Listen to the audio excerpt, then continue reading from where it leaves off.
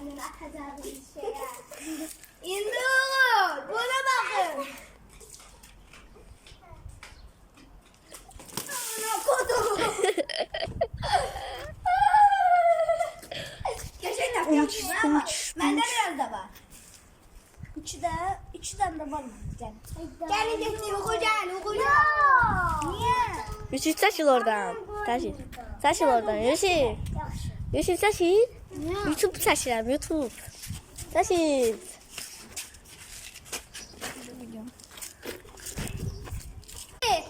Gece gidelim sen. Ha.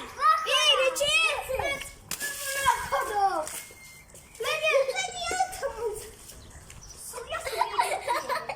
Ay kafam gidiyor.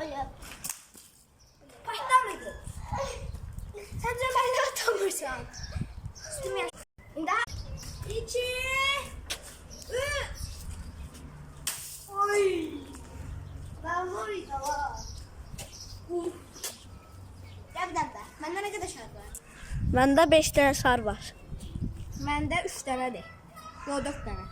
Bana 5 tane olur. Bende aslında Bende 4 tane de. Bende 7 tane idi aslında.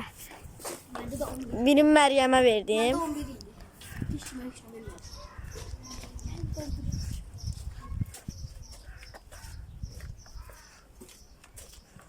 Saniye neçədir? Ha? Saniye neçədir? 1.37.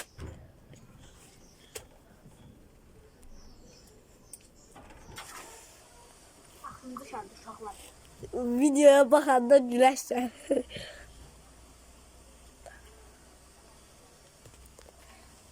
Qoca bırak. Bunu deyəndə. Baba tırx elə. Yan hələ yox. Bu tarafa. Hə. Yox, hələ hələ. Qoçuşam. Başlayı. Yox. Pox. Ay la la la. Ay patladı çok. Allah'ım dedim. Ay. Sık.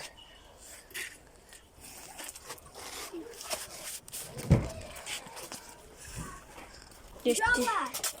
Bu ildiyə kimi elədiyimiz ən böyük şordur.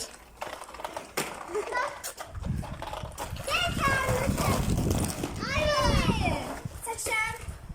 80. Ah. Bunu da doldurdunuz. 2. 3. Oy bu. Onu tanıyorum. Oradan doldurdum. Allah.